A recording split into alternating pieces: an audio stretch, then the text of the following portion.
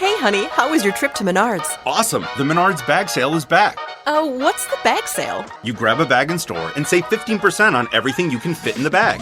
I got a new cordless drill, LED bulbs to help with the electric bill, stocked up on toothpaste, always need batteries, and paint for the mudroom, plus all my favorite snacks. Where are you going?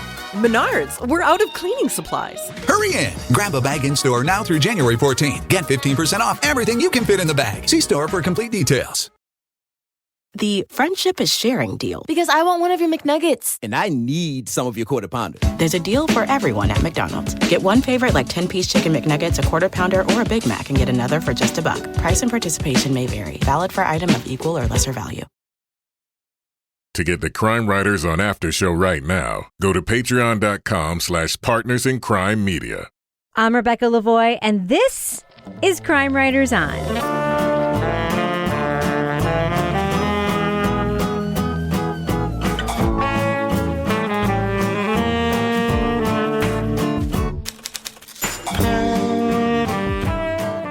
Crime Writers On is the original true crime review podcast that digs into true crime, pop culture, other podcasts. And on this episode, he was a successful engineer and family man, but he wound up in prison for robbing 30 banks. How did that happen? Opioids. We'll review the podcast Hooked from Campside Media. Joining me to get that done and more is true crime author, TV journalist, and host of the These Are Their Stories podcast, my husband and love of my life, Kevin Flynn. Hello, Kevin. Rebecca, did you notice what I did with the script this week? You took out love of my life? No, that was never it. No. Even better for somebody of your advanced age. Yes. All the words that you have to read, I made them extra big. You did? And all your other notes are regular size. Oh, okay. Well, that's nice. What a good husband. Yeah. I mean, oh, wow. I do see that now. It looks like one of those Gmails where somebody cut and pasted a bunch of things. And then it's like all different sizes. Some of that may be that. Also with us is private investigator, certified pet detective, resident cat lady, and author of Dead on Deadline, Lara Bricker. Hello, Lara. Hello, Rebecca.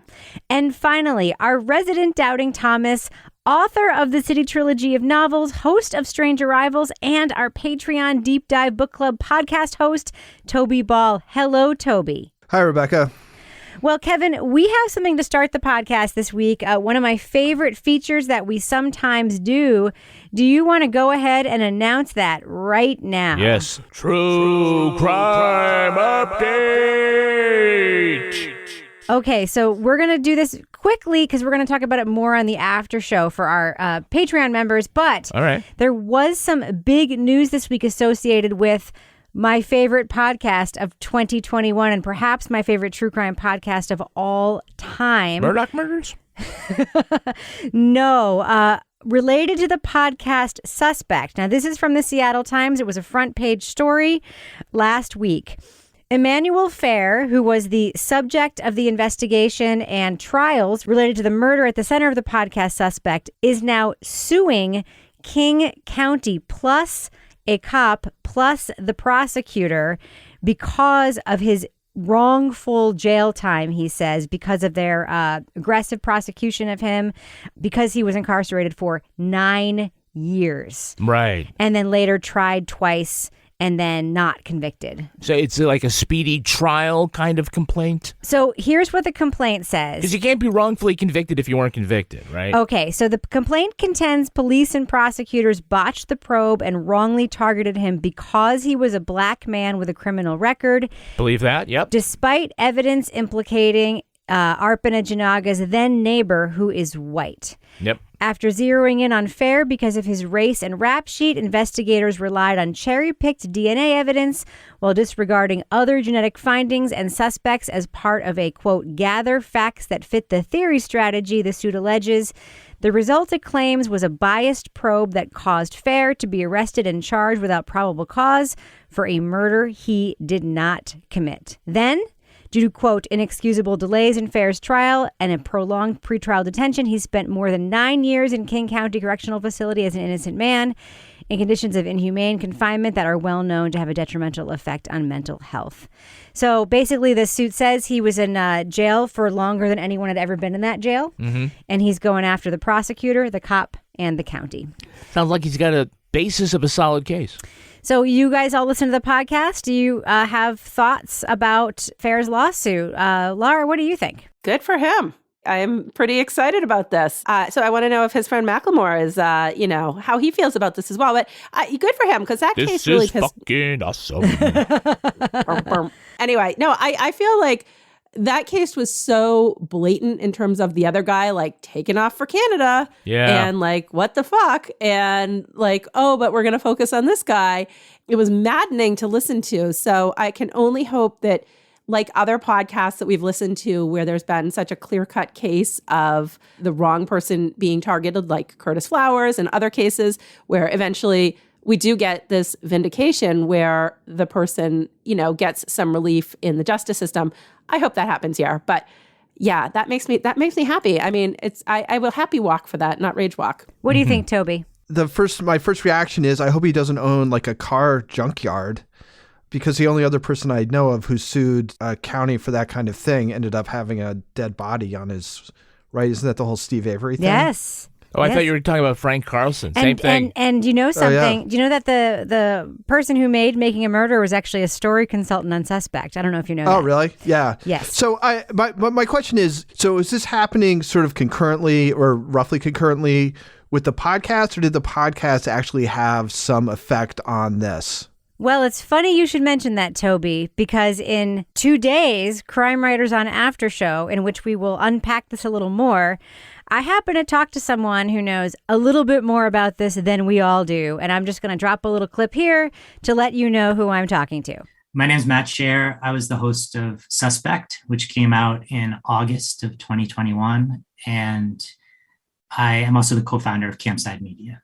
So, Toby, the answer to that question, Matt Scher will answer that. And also the Seattle Times article that I referenced, which we'll put in our newsletter if people subscribe, which is free on our website, crimewriterson.com, also talks about the fact that the podcast does, in fact, interact with the lawsuit. So it is fascinating.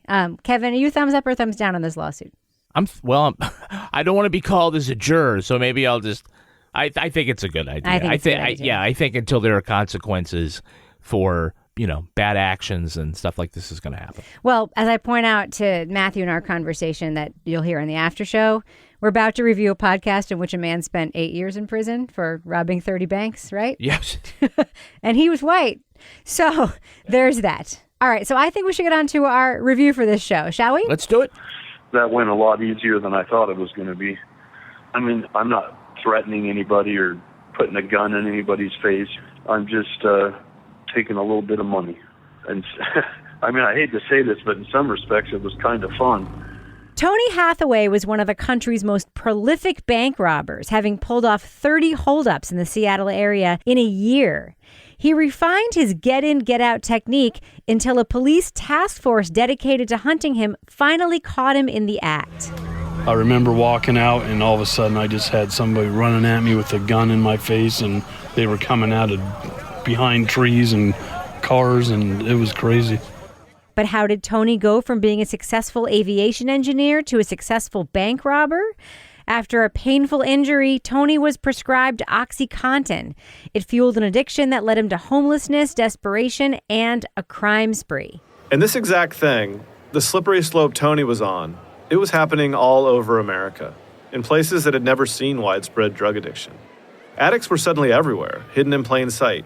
The Campside Media and Apple podcast Hooked tells the story of an ordinary guy who found himself doing unthinkable things after developing an addiction to painkillers. Host Josh Dean, previously of The Clearing, spent years putting together Tony's story. It's part crime memoir and part case study into the opioid crisis. Spoiler alert, we are going to be talking about plot points from Hooked. So if you want to remain spoiler-free, go to the estimated time code in our show notes to hear our thumbs up or thumbs down reviews.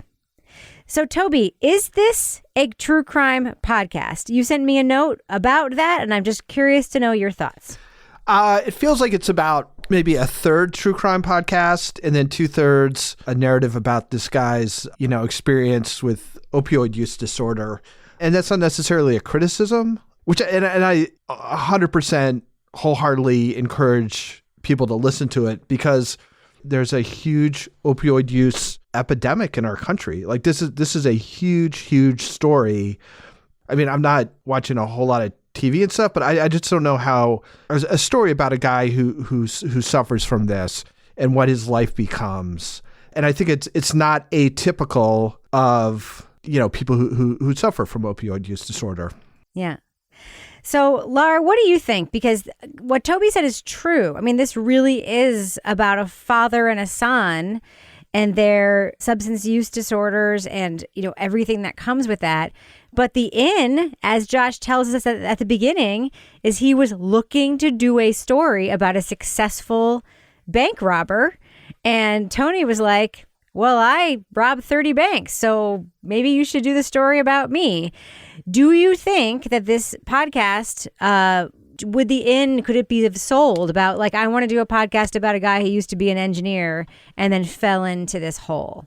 Yeah, no, definitely. And I liked the bank heist story. I'm thinking back to other podcasts that we've reviewed. Like there was the one where there was that crazy robbery where the guy then like hopped in the inner tube and went down the river and all that stuff. The sneak. But this one, I was really intrigued by the number of robberies. I loved the description of the robberies, but I felt like it was almost two separate podcasts because the robbery part itself to me was very fascinating. And then we flipped to the addiction part. And so, I was reading, there was an interview that Josh did about this, and he said, it's like the bank robbery and the dynamic parts of the story are the candy that gets you to eat the broccoli, and the broccoli is the addiction and the opioid story. And that's I'm definitely not addicted to broccoli, by the way. You don't want broccoli, but would you eat broccoli if you had candy first, Kevin?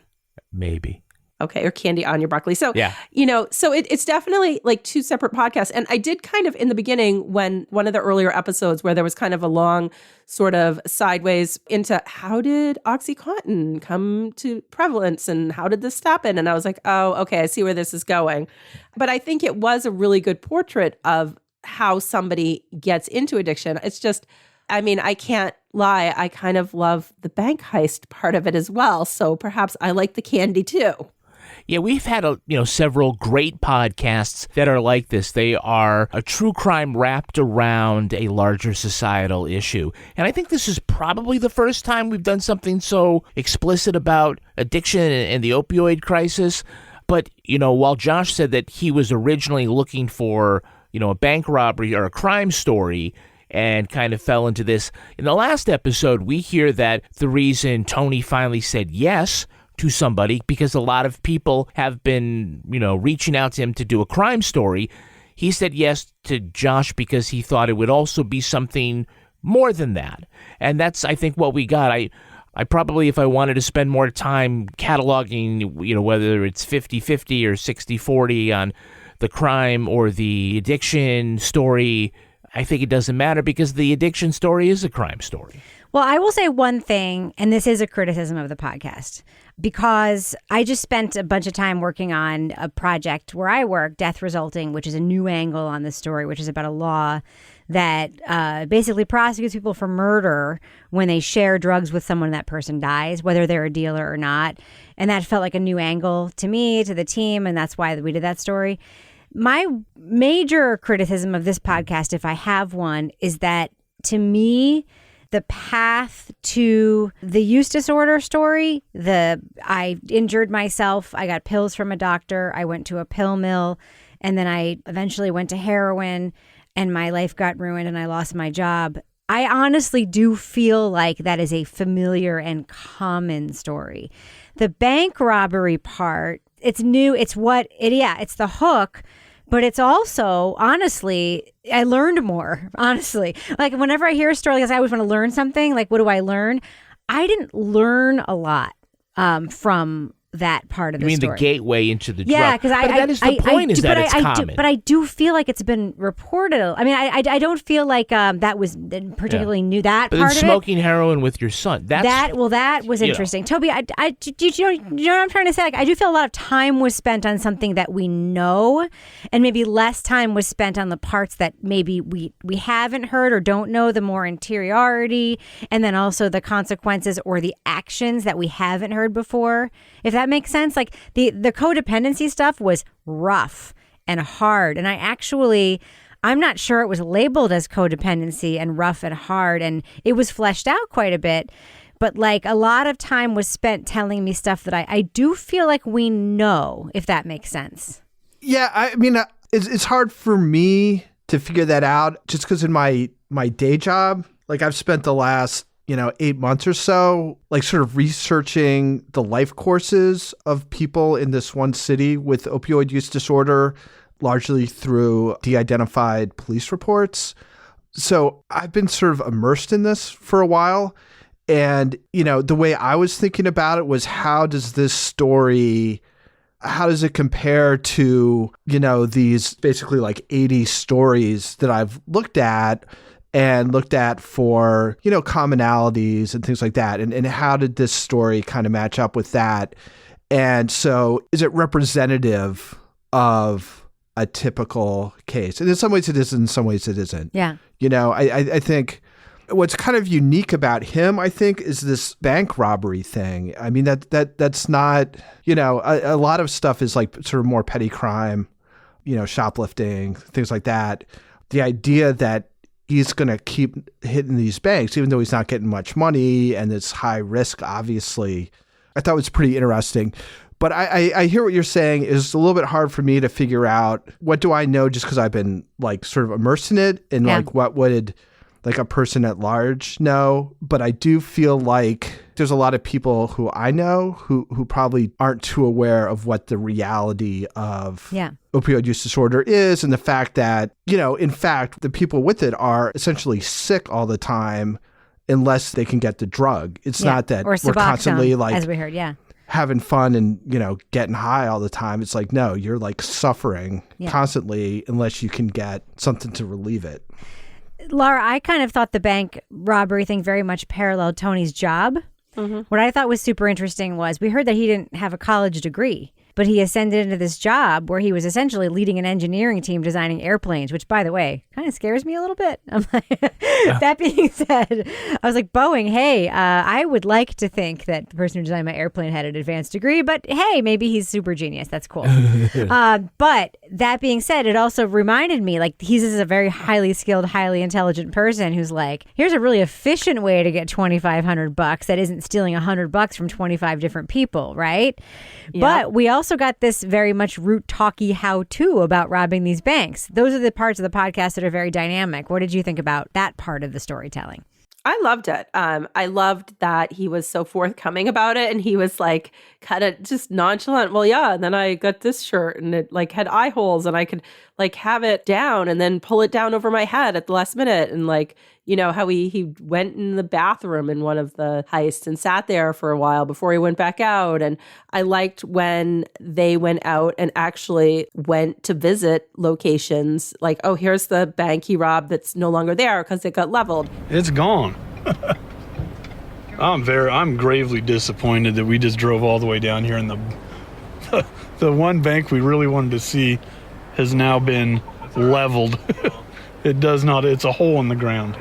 The how to rob a bank thing was just, I thought, really interesting. I was like, geez, I mean, robbing a bank isn't it a federal crime? And for like $2,500, I don't know. I think I might plan, if I was that smart and I was that good that I could rob 30 banks in a year, I might plot like a bigger heist for some more money if I was going to go to jail in the end anyway, Just saying. Although it is easy to rob a bank because they just give you the money. Like, anybody can rob a bank. You go in, they're like, here, give me the money. Okay, here we go. Because we're taught not to like fight with them. So, it is an easy way to go out and get some quick cash. Yeah, I think we've already decided that the point of the podcast is not necessarily the bank robberies, but I do appreciate any kind of how-to for crimes like heists and bank robberies and how they did it. Because I think that there is a Walter Mitty side, a criminal Walter Mitty side to everybody kind of wondering like, well, if I could get away with it, maybe I would. And, so learning his technique I thought was really interesting. I really wanted I wish his mother was still around, who used to work at the bank. I'd like to shake out of her a couple of tips. Candy? Yeah. But I'm with Laura. I'm disappointed at how unlucrative a holdup can be. Want the same expert advice you get from the pros in the store while shopping online at DiscountTire.com? Meet Treadwell, your personal online tire guide that matches you with the perfect tire for your vehicle. Get your best match in 1 minute or less with Treadwell by Discount Tire. Hey, honey, how was your trip to Menards? Awesome! The Menards bag sale is back. Oh, what's the bag sale? You grab a bag in store and save 15% on everything you can fit in the bag. I got a new cordless drill, LED bulbs to help with the electric bill, stocked up on toothpaste, always need batteries, and paint for the mudroom, plus all my favorite snacks. Where are you going? Menards, we're out of cleaning supplies. Hurry in! Grab a bag in store now through January 14. Get 15% off everything you can fit in the bag. See store for complete details. The friendship is sharing deal. Because I want one of your McNuggets. And I need some of your Quarter Pounder. There's a deal for everyone at McDonald's. Get one favorite like 10-piece chicken McNuggets, a Quarter Pounder, or a Big Mac and get another for just $1. Price and participation may vary. Valid for item of equal or lesser value. So, Kevin, here we are in the business section. Oh, let's play some music. What have we got going on in our Patreon right now, Kevin? Right now on the Crime Writers on After Show, it's a very special episode. Yes? Because Rebecca Lavoie has an interview with podcast legend Matthew Scher. Yes. From Suspect and a bunch of other stuff. Yeah, just Suspect, really. So, well, on this podcast anyway, because this actually ties into a true crime update. Yeah, that we talked about at the beginning of the show, of course. That's the lawsuit filed by Emanuel from Suspect against the county in which he was jailed and the people involved in the case. I know that we played a tiny clip at the beginning of the show, but can I just tease a question I've always wanted to ask somebody, always, and I'm not going to play the answer, just the question. Yeah, sure. Let's make it more complicated. Okay. I do have one question for you. I've always wanted to ask a podcaster this, whose show I've loved so much. What happens when you make something that I give a thumbs down to? Like, it may sound like a stupid question. Is that like, okay, are we still going to be cool? What else is going on in the Patreon right now, Kevin?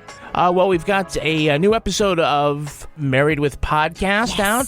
Why do you love that show so much? I think it's my favorite. Because you love giving advice. Well, it's my favorite thing we make. I do think it's actually, honestly, a good show. But also, it's a chance to spend time with you talking about other people's problems. But isn't it fun to talk about other people's problems for a change? It really is. Yeah. And that's really fun. And also, our questions are so thoughtful. And they really give me a chance to sort of like dig in and you a chance to kind of dig in. It's really, really fun. You know what we should do sometime is Married with Podcast, but it's Laura and Toby as the hosts. Or Laura and Toby sitting in and weighing in. Wait, sure. Yes. Yeah. Look at Toby's face. He's like, I so do not want to do that. No. People would love my relationship advice. I feel It's confident. not just relationships. It's all sorts of things. It's Toby's work. answer is cut it off. It's work. Yeah. It's like it's all kinds of things. It's in-law stuff. It's like work Kids stuff, and- kid yeah. stuff. It gets complicated fast. Yeah. So Kevin, if people want to get all that stuff, how do they do that? Well, they just sign up at patreon.com/partners in crime media. I think people should do that. Yes, and thus ends the business section. So I have a question for you because it's a storytelling question, and I feel like a real downer right now asking this question. One thing about the podcast that I do think that if this story weren't compelling, we would criticize about a different kind of podcast. Mm-hmm. The whole thing is told in past tense, right?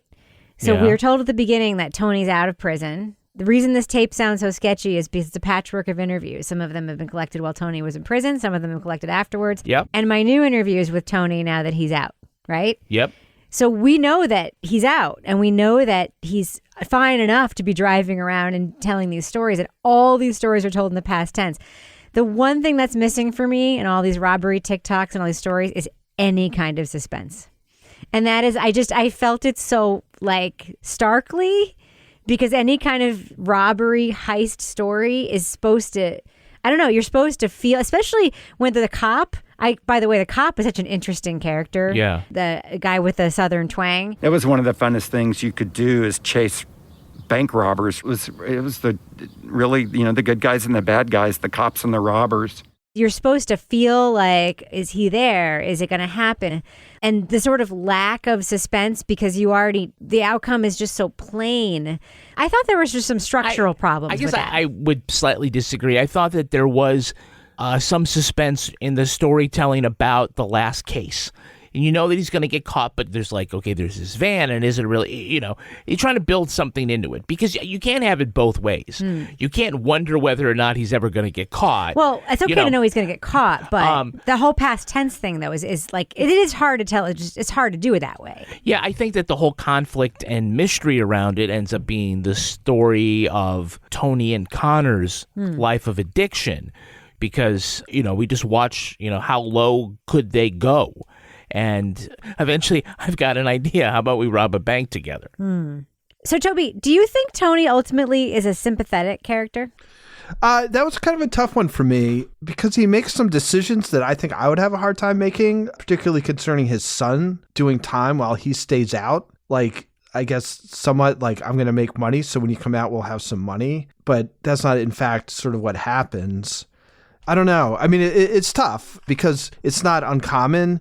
But the fact that, they're doing heroin together, it's a tough one. It's interesting hearing them talk when they're both out and they're living together and about how they want to stay away from people who are living the life or they don't want to have those people around. But they're with each other. Yes. And they're from that situation too. And now they're just drinking so much that he's destroying this liver.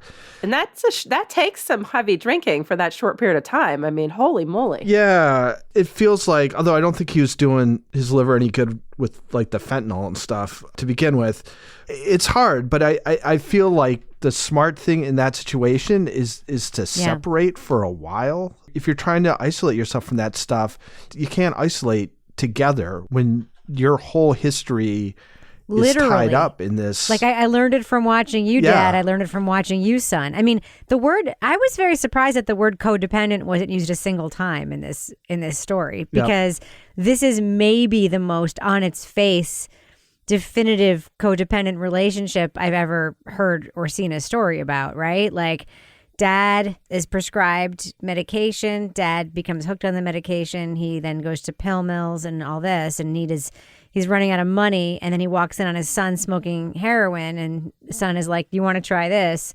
And then they go through this journey together. It's like the biggest definition of codependency you could possibly have. With all the emotional entanglements that go with it, the having to live together because the mom doesn't want the son to live with her, the depending on each other for money, the depending on each other for emotional support. Laura, what did you think about that? Because the relationship is portrayed in various stages in the podcast as being healthy and unhealthy, difficult and loving. Like, it's heartbreaking on so many levels. Yeah, it's heartbreaking because, when we get to the end of the podcast, it's pretty clear that neither one of them is going to break the cycle of this codependent, completely unhealthy relationship. And when you're saying, we haven't heard this before, I was thinking, I remember writing this story one time, and it was a time when police didn't like to talk about addiction. It was in the early 2000s, and we had this serial burglar guy who was breaking in all these homes. And I ended up writing this story about the family cycle. It was heroin, and it was him and his mom and his grandpa sitting around, all three of them sitting around doing heroin together. And it was that just window into okay, well, this is what's going on. And I feel like in this case, though, we have such a different level of dependency because, like you said, they're dependent on each other for everything. And you kind of start to think things are turning the corner when we hear Tony's now Papa Tony and he's babysitting. And then you're like, something's going wrong. And then the next thing you know, nope, his liver's gone. He's been drinking. He's like, is a fifth a lot? And I'm like, oof, every day. Wow. So, I mean, it's heartbreaking, but it would have been, like you said, Rebecca, to hear maybe, because we've heard a lot about the opioid epidemic. We know a lot, like you said, this okay, somebody has back pain and then the back pain escalates. And we know how this whole progression happens. But to be fair, though, I should interject, we do live in a part of the country that's been very, very hard hit by it. So maybe that is why we know so much. Yeah. Yeah, and to be fair, I worked on a lot of those cases when I was a defense investigator. And I'm a journalist, so maybe we are advantaged that way. Maybe we're jaded, but I guess I would have liked a little bit of insight from somebody, in a professional capacity about the nature of this dynamic with the relationship between father and son, because it was very unique and it was also very sad. You asked the question of Toby of whether Tony was sympathetic and likable. In the end, it really comes down to Josh deciding that. Or at least he could make the choice to make Tony look bad if he wanted to. He doesn't. He's not judgmental of Tony or Connor, but he doesn't quite exactly make excuses for them. He does try to provide some context about the nature of addictive behavior. So he does say, yeah, this looks pretty bad, but you also have to understand this. By doing so, he kind of allows the listener to make their own decision about whether or not these are people that deserve your sympathy or your ire. Yeah. There was one thing that I found troubling, which was that in one of the final scenes of the podcast, Josh says, I think they're going to be okay. Tony has felt for so long that Connor needs him. It's been almost a singular focus.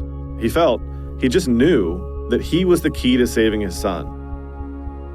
But here's what I think. Connor's going to be fine. And Tony will be too. He just can't see it yet. I actually don't think it's a fair thing to say that, we think they're going to be okay. Because I don't think a couple, 6 months or a year of being okay is actually a fair measure of whether or not somebody for whom this has been their dominant life force for the last decade is going to be okay. I think I want them to be okay, but I can't say that they will be okay. Does that make sense? That really pulled me out of the texture of the podcast. I was like, Josh, I don't want you to say that, because it's very, very hard. I will say that I said this before. The other thing that pulled me out of the show, there's a couple of moments of Josh either saying things or not saying things that pulled me out. Another one was when he mentioned Tony's daughter, her being able to find peace. I really wish he had just said she found religion and not said she joined the Church of Latter-day Saints. Can I point the one thing that took me out the one time was when he was talking about sentencing for the bank robbery. Yes. And he said, he had some things going for him. He was white.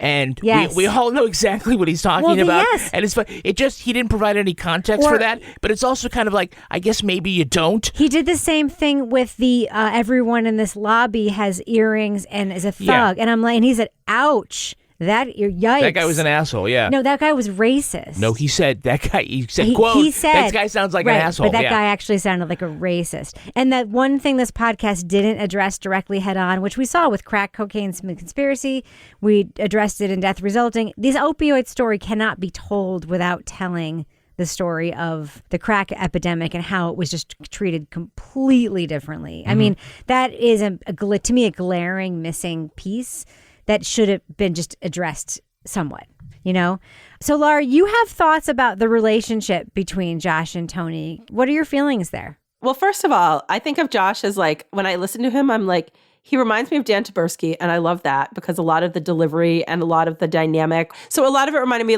we hear this relationship between Dan Taberski and Eddie Gallagher, where Dan will just be like, so, and kind of ask him pretty directly, but in kind of a funny way. And I feel like Josh has that same ability. But what I liked and what I really respected was at the end when he's like, I've been a journalist for over 20 years. I've interviewed all sorts of people. I've done all this stuff. But the amount of time that I spent interviewing Tony, I need to say, I can't be objective. And I thought that was really good to put that out there, because there have been other podcasts we've listened to where I felt like, okay, clearly the person can't be objective anymore, but, they're still hiding under the cloak of, I'm a journalist. And you can still be a journalist. But Call me suave. You need to just, and so I thought I really respected that he came out and he said that, and good for you. Objectivity is a bullshit construct that got taught in journalism school in 1950, and it's one of the big problems with journalism. It's not a bullshit construct. No, it's not. It's not. But it's a bullshit word sometimes. Yes or no, Kevin?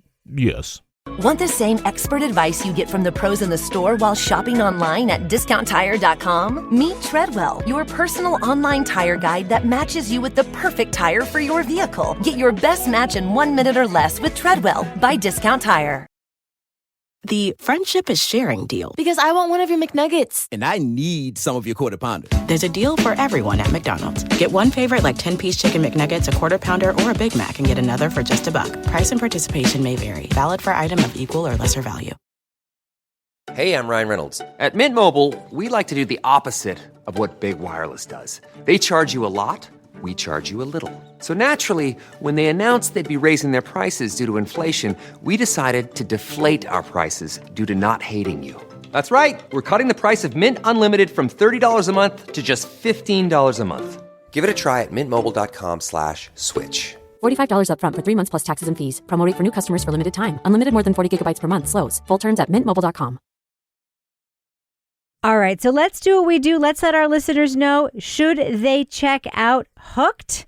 Lara Bricker, what do you think about this podcast? Thumbs up or thumbs down for Hooked? I go thumbs up with this. I think that this podcast was interesting. It was well done. It shed light on the opioid epidemic and what it's like for somebody who's actually going through, addiction. But it did tease us in with this bank robbery heist story of like, here's somebody who's done 30 bank robberies, the most prolific bank robber. And I can't lie, I love the bank robbery part, but I also thought it was an effective vehicle to get people to the more heavy part about the addiction, about OxyContin, about heroin. I like Josh Dean's delivery style. I like the way that he interviews people and interacts with people. And if anything, it didn't need to be quite so long. That's my only sort of criticism. I think it was like 10 episodes. And, I think the story could have been told in less time. But at the same time, he had been interviewing this guy for like 3 years. So I'm sure he had a lot of tape to edit down for this. So I would give a thumbs up. It was really interesting. Toby Ball. I'll agree with Laura. That was actually, I was going to say that, at times I felt like the pacing was a little slow. But yeah, I give it a thumbs up. It's disturbing. It's heartbreaking. It's funny because you don't really feel like there's a shift in tone when it goes to the bank stuff, but it's just a different story when that's happening, right? It's not as dire and it's more just sort of interesting. And, like Kevin was talking about, like you get this little sort of how-to kind of peek and there's sort of a vicarious thrill that you should not be having when they're talking about opioid addiction. So yeah, so it's a thumbs up. It's really interesting, and I think people should listen. Kevin Flynn. I'm going thumbs up. I think it tells you an awful lot about the entry point for a lot of people for addiction is surprisingly common when it comes to opioids. It's surprisingly mundane with a sports injury or something like that, but it goes in different directions for different people. And for one guy, it ended up being robbing banks, with a lot of other interesting and horrible stuff along the way. So this falls in the tradition of things like Missing and Murdered and The Village and other great podcasts that use a crime as an entryway, not an entry drug, but as an entree, we'll say. Not a gateway drug. Not a gateway, yeah, but an entree into a larger story, and I thought it was well done. I'll also say I think the final episode, the one where we're kind of wrapping everything up like an epilogue, I'll say it's the best one I've heard in a very long time because it was very natural. I think it covered a lot of stuff, very honestly, including why he did the podcast the way he did, and it just didn't feel like checking a lot of boxes and tying up loose ends. I thought it was a really nice way to end the podcast. It's good all the way through. Thumbs up. Yeah, I'm a thumbs up too. Not as strong as you guys. I thought we have a great story here. I don't think it was put together super well. I did think it was too long, too many episodes. I think it, at the beginning in particular, it relied too much on one source's narrative of then this happened, then this happened, then this happened, then this happened. I would not have told it in such a linear, chronological way. I don't think it worked for me very well in that way. It felt too low stakes because it felt like, frankly, as a listener, I mean, we had the advantage because the whole thing is out of being able to listen to episode after episode after episode, right? So I couldn't help but think of if one episode was out are the stakes high enough where I would actually listen to episode 2 and then episode 3 and episode 4? I really do think the story editing could have been a lot stronger and the structural editing could have been a lot stronger because there's a lot of good stuff here. One of the most compelling characters in the podcast, honestly, who I think could have been an amazing villain, is a cop who was not really positioned that way. And, that was a huge missed opportunity, for instance. So I think there were flaws in the storytelling, but not the story. I think Josh is a great reporter, and I think that he's a really strong podcaster, and I think the story is very good. So for those reasons, and because I do think it's an important topic, despite some omissions, which I talked about in the review, and despite some story structural issues, I will generally give Hooked a thumbs up. Now it's time for my favorite part of the podcast, a little something I like to call the crime of the week. A 911 dispatcher in Alabama got an emergency call from 6-year-old Addie Cooper. The girl was desperate and wanted the police's help in finding her Barbie doll. WVTM News reported Addie said her mom was busy in the shower, so she called to see if they could help locate Barbie and her baby shark. She told the dispatcher she thought the bandits stole them. The dispatcher was good-humored about the call. Addie put her mom on the phone, and the operator explained the dire situation. The search for the missing toys then proceeded without assistance from law enforcement. Panel, reporters at WVTM left out an important piece of information. Tell us. What really happened to Barbie? Laura Bricker, what do you think? Well, I mean, we did just have New Year's Eve. Barbie might have gotten the new Barbie Corvette or perhaps a Barbie Mini Cooper for Christmas and clearly went out on a Thelma and Louise-like adventure with her best girlfriend. Skipper? Yeah. Yeah. Isn't Skipper the boy? No, Skipper is Skipper's a the girl? lady. Yes, a brunette lady. Toby Ball, what do you think? It's grabbing breakfast at the Waffle House. Kevin Flynn, what happened to Barbie? Barbie made new friends with Mommy's electric toothbrush. Oh, Jesus Christ. Oh, that's not where I thought that was going. True. Barbie. All right, we should probably end it on that note. So, Laura Bricker, if folks want to reach out to you and admonish you for thinking that Skipper was not a gal pal, where can they find you on Twitter? They can find me at Laura Bricker. And I was thinking of like Gilligan's Island. I don't know. And Toby Ball, if folks want to reach out to you and congratulate you on knowing that, in fact, Skipper was a gal pal, how can they find you on Twitter? At Toby Ball NH. And Kevin Flynn, if folks want to congratulate you on your excellent EPing of this show, how can they find you on Twitter? I'm at Kevin P. Flynn. And if you want to follow me on Twitter or Instagram, you can find me at Reb Lavoie. You can also follow the show on Twitter at Crime Writers On, and I encourage you to join our incredible community and our official Crime Writers On Facebook discussion group. We also have a regular old Facebook page, by the way.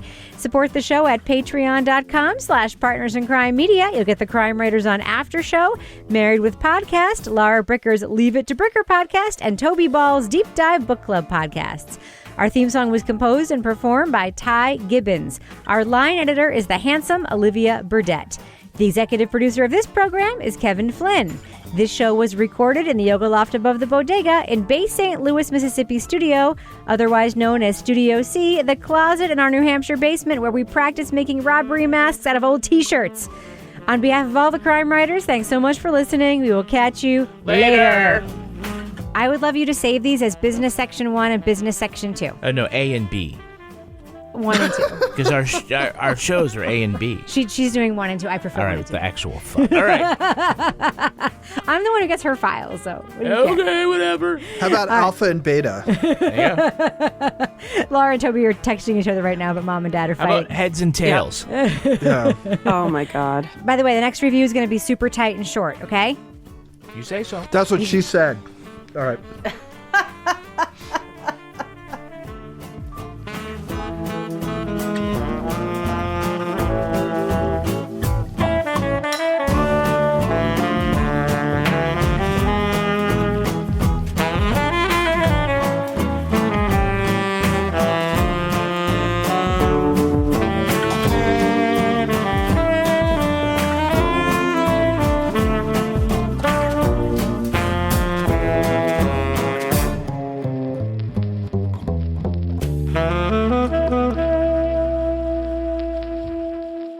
Partners in Crime Media. The friendship is sharing deal. Because I want one of your McNuggets. And I need some of your Quarter Pounder. There's a deal for everyone at McDonald's. Get one favorite like 10-piece chicken McNuggets, a Quarter Pounder, or a Big Mac and get another for just $1. Price and participation may vary. Valid for item of equal or lesser value.